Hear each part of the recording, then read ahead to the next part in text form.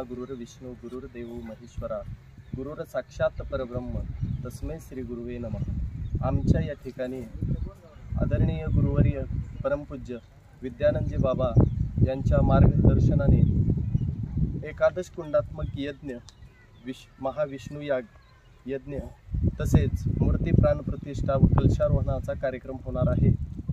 तरी या कार्यक्रम महोत्सवासाठी देशभरातून नवे महाराष्ट्रातून मोठमोठ्या पुण्य तीर्थक्षेत्रावरून साधू संत मंडळी येणार आहेत। तरी या यज्ञासाठी या भव्य आणि दिव्य कार्यक्रमासाठी तुम्हा सर्व गुणीजन श्रोते मंडळी या ठिकाणी उपस्थित राहणार आहेत। याच्या कार्यक्रमाची रूपरेषा 7 ते 14 मार्च या वेळेमध्ये महाराष्ट्रातील साधू संत मान्यवर यांचे प्रवचन सेवा, कीर्तन सेवा तसेच या 7 ते 14 या वेळेमध्ये अखंड 24 तास भोजन सुविधा असणार आहे।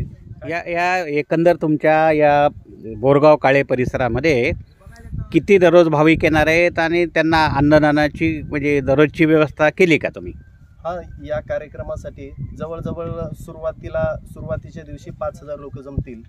याच्याही नंतर 7 दिवसामध्ये 40,000 लोक जमतील। हा कार्यक्रम 10 ते 15 एकर या क्षेत्रामध्ये होणार आहे। यांची जे भोजनाची 24 तास अन्नदान सेवा या ठिकाणी होणार आहे। त्यांची प्रत्येक भोजनाचे असेल, या ठिकाणी राहण्याची असेल, या ठिकाणी विश्राम करण्याची असेल, प्रत्येकाची सुविधा केलेली आहे। दिनक्रम काय असेल तुमचा, म्हणजे सकाळी उठल्यापासून कथा होईपर्यंत काय काय तुम्ही कार्यक्रम घेणार आहात? या ठिकाणी सकाळी आपल्या वारकरी संप्रदायानुसार ठरलेले कार्यक्रम सकाळी पहाटे 4 वाजता काकडा असेल। काकडा झाल्यानंतर सकाळी 7 ते 10 या वेळेमध्ये ज्ञानेश्वरी पारायण असेल। 10 ते 12 या वेळेमध्ये गाथा भजन असेल। नंतर 1 ते 5 मध्ये परमपूज्य आदरणीय विद्यानंदजी बाबा यांची कथा असेल। त्यानंतर संध्याकाळी 8 ते 10 या वेळेमध्ये कीर्तनाचा कार्यक्रम असेल।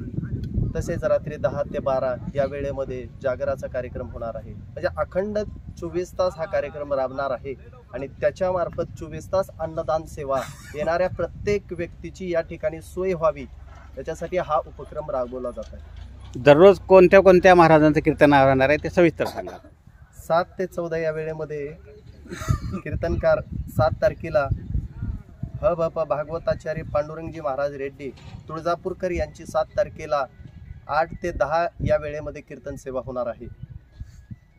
8 तारखेला भप दंडी स्वामी अमृतजी महाराज जोशी यांची 8 ते 10 या वेळेमध्ये कीर्तन सेवा होणार आहे। ते राहणार बीडचे आहेत। 9 तारखेला अर्जुनजी महाराज लाड गुरुजी यांची 8 ते 10 या वेळेमध्ये कीर्तन सेवा होणार आहे। 10 तारखेला मनीषानंद पुरी महाराज यांची 8 ते 10 या वेळेमध्ये कीर्तन सेवा होणार आहे। ते ज्ञानेश्वर महाराज आश्रम रूढी पाटी या ठिकाणचे आहेत। 11 तारखेला प्रल्हादजी महाराज शास्त्री यांची 8 ते 10 या वेळेमध्ये कीर्तन सेवा होणार आहे। ते ठाकूर बुवा दैठणकर या ठिकाणचे आहेत। 12 तारखेला गुरुराजजी महाराज देगलूरकर यांचे 8 ते 10 या वेळेमध्ये कीर्तन सेवा होणार आहे। दुंडा महाराज संस्थान या ठिकाणचे ते आहेत। 13 तारखेला गौतम महाराज जाधव आळंदी त्यांची 8 ते 10 या वेळेमध्ये सेवा होणार आहे। त्यानंतर 13ला नित्यानंदजी गिरी महाराज श्रद्धास्थान सिद्धाश्रम पिंपळवाडी शिर्डी यांची 8 ते 10 या वेळेमध्ये सेवा होणार आहे। तसेच 13 तारखेला भागवताचार्य भप अमोलजी महाराज शास्त्री राधाकृष्ण संस्थान बोरगाव काळे यांची 13 तारखेला कीर्तन सेवा होणार आहे 8 ते 10 या वेळेमध्ये। तसेच 14 तारखेला सकाळी ठीक 10 ते 12 या वेळेमध्ये परमपूज्य आदरणीय विद्यानंदजी सागर महाराज यांची काल्याची तसेच या कार्यक्रमाची काल्याने सांगता स्वरूप शेवटची सेवा होणार आहे। तरी असा हा कार्यक्रम 7 ते 14 या वेळेमध्ये राधाकृष्ण भक्ती प्रेमधाम बोरगाव काळे या ठिकाणी राबवण्यात येत आहे. अखंड मंडलाकारं व्याप्तं येन चराचरं तत्पदं दर्शितं येन तस्मै श्री गुरवे नमः. श्री श्री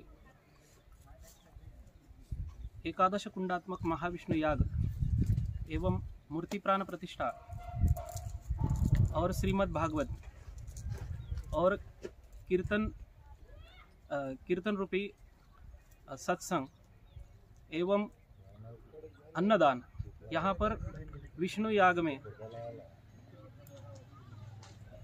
जो धार्मिक कार्य हो रहा है, जहाँ विष्णु है वहाँ लक्ष्मी तो है ही है. सब लोगों ने अपना श्रेष्ठ योगदान यहाँ पर अवश्य देना है. हम भी यहाँ पर सद्गुरुदेव स्वरूप बाबा जी के आदेश से गुरु आज्ञा शीर्षावंद्य सेवके करावे सांगितले काम, जैसे मराठी में कहते हैं, उसके अनुरूप हम बाबा जी के आज्ञा से यहाँ पर आए हैं. और बाबा जी का जो भी कार्य होता है समाज के प्रति, उसमें हमने देखा है, भले यहाँ पर इस गांव की लोक संख्या 5000 होगी तो भी यहाँ 40,000 लोग एक समय पर आएंगे, क्योंकि हमने बहुत सारे जो कार्य देखे हैं गुरु जी के, उन कार्यों में हमारी बुद्धि के बाहर ही लोगों का योगदान होता है. जो समाज के प्रति उनकी भावना है, समाज के प्रति जो उनकी व्याकुलता है, और समाज के उद्धार के प्रति, समाज को मार्गदर्शन के प्रति, और हमारे भी मार्गदर्शन के प्रति जो लाइव कार्यक्रम में जो हमें मिलता है, उसका आप सभी लोग यहाँ उपस्थित होकर के उसका 7 मार्च से लेकर के 14 मार्च तक उसका आप सब लोग लाभ लेवे. और हमारे परम मित्र अमोल जी शास्त्री महाराज, इन्होंने बहुत बढ़िया यहाँ पर संकल्प किया है. बाबा जी के मार्गदर्शन से यहाँ सभी कार्यक्रम बाबा जी के मार्गदर्शन से एक नियमबद्ध होने वाले हैं. और यह कार्यक्रम सुनने का, देखने का, यहाँ पर सब प्रकार से आपको उसका आनंद लेने का सौभाग्य प्राप्त हो रहा है. हमें भी इस कार्य में उपस्थित होने का सौभाग्य बाबा जी की कृपा से मिला है. मैं सभी लोगों को साधुवाद देता हूँ कि हम लोगों को यहाँ पर सेवा करने का सौभाग्य मिला. ओम शांति. चित्रांगद निवृत्तीराव देशमुख. मी राहणार बोरगाव काळे. या ठिकाणी राधाकृष्ण मंदिर मूर्ती प्राण प्रतिष्ठा व कलशारोहण कार्यक्रमाच्या निमित्ताने एकादश कुंडात्मक महाविष्णु याग, श्रीमद् भागवत कथा एवं अखंड हरिनाम सप्ताह याचे आयोजन करण्यात आलेले आहे. याचं आयोजक हे करत असताना श्रीमद् भागवत कथा परमपूज्य श्री विद्यानंदजी महाराज बाबा यांच्या वाणीतून ऐकण्यास मिळणार आहे. या कार्यक्रमाला या गावची लोकसंख्या जरी 5,000 असली तरी या ठिकाणी 40 ते 45,000 लोक जमू शकतील अशा प्रकारची व्यवस्था करण्यात आलेली आहे. या ठिकाणी अनेक कीर्तनकार, कथा प्रवक्ते आहेत. त्यामध्ये दररोज कार्यक्रम हा सकाळी 6 ते रात्री 11 पर्यंत चालणार आहे. सकाळी 6 ते 7 अशा एक वेगवेगळ्या काकड आरती आहे. त्यानंतर एक म्हणजे ज्ञानेश्वरी पारायण आहे, हरिपाठ आहे. असे कार्यक्रम त्याच्यामध्ये कथेचंही 1 ते 5 असं आयोजन करण्यात आलेलं आहे. बाबांच्या वाणीमधून मी स्वतः अनेक वेळेला ऐकलेलं आहे की त्यांनी आपल्या काही म्हणजे अनुभवातून, आपल्या काही विचारातून हे समाज प्रबोधन, याला समाजाचं एक प्रकारचं समाजाबद्दलची आस्था, समाजाबद्दलचं एक प्रेम त्यांनी व्यक्त करत आहेत. त्यामुळे एक माझ्यासारख्या एका शिक्षकाला यामधून बराचसा काही अनुभव मिळू शकेल. अनेक म्हणजे जे कोण भाविक भक्त आहेत ते अगदी निष्ठेने या परिसरामध्ये बाबांनी एक प्रकारचं पंचक्रोशी ज्याला आपण म्हणतो तो प्रकार इथं निर्माण झालेला आहे.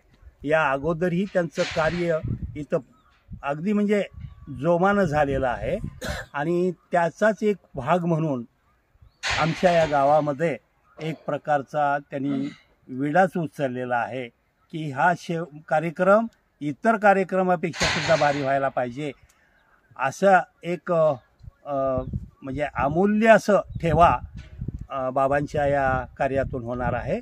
माझं या म्हणजे या ह्याच्यातून मी एवढी अपेक्षा व्यक्त करतो आणि थांबवतो. या ठिकाणी माझं नाव आहे हरिभक्तपरायण महादेव महाराज देशमुख. मी परमपूज्य गुरुवर्य विद्यानंद सागरजी महाराज यांच्या सानिध्यामध्ये बऱ्याच वर्षापासून आहे. या पवित्र पावनाची नगरी आहे बोरगाव काळे. या ठिकाणी श्री श्री एकादशी कुंडात्मक महाविष्णू यागाचं आयोजन एकंदर परमपूज्य बाबाजींच्या मार्गदर्शनातून व अमोलजी महाराज शास्त्री यांच्या संयुक्त विद्यमानाने हे कार्य होत आहे. या ठिकाणी राधाकृष्ण मंदिराची स्थापना, मूर्तीची स्थापना तसेच कलशारोहण एवं श्रीमद भागवत कथेचं आयोजन करण्यात आलं आहे. या कार्यक्रमामध्ये एकादशी कुंडात्मक महाविष्णू याग करण्यात येणार आहे. यज्ञाचं महत्त्व आपल्या शास्त्रामध्ये भरपूर विशेष स्वरूपावर वर्णन केलेलं आहे. गीतेमध्ये भगवान श्रीकृष्ण परमात्मा सांगतात, अन्नाद भवन्ति भूतानि पर्जनात अन्न संभवा यज्ञात भवती पर्जन्यो यज्ञ कर्म समुद्भवः. या सर्व भूतांची उत्पत्ती ही अन्नापासून होते. ते अन्न पर्जनातून उत्पन्न होतं. तो पाऊस यज्ञापासून, यज्ञ हे कर्मापासून. कर्म अतिशय शुद्ध स्वरूपात पार पडलं तर पावसाची आपल्या पावसाच्या माध्यमातून पुढल्या स्वरूप प्रक्रिया पार पडत असते.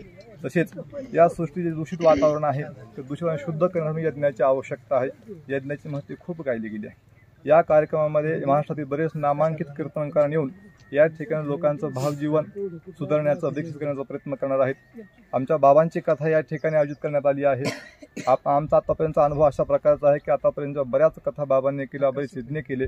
त्या ठिकाणी अनेक कल्पनेच्या बाहेर इतका समाज जमा होतो. आता या कार्यक्रमाचं एकंदर नियोजन असं आहे की कमीत कमी 7 दिवसांमध्ये 40,000 लोकांचं भोजन व्हावं. त्या लोकांच्या तिथे राहण्याची व्यवस्था, ज्यांना राहायची व्यवस्था केलेली आहे त्यांच्या भोजनाची व्यवस्था पूर्ण केलेली आहे. 7 दिवस अहोरात्र अन्नदान ठिकाणी चालणार आहे.